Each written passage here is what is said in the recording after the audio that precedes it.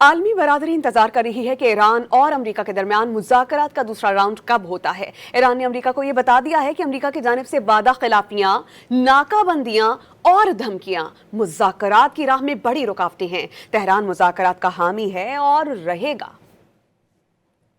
ایرانی صدر Masoud Pezeshkian نے امریکی صدر ٹرمپ کے بیانات کا جواب دے دیا۔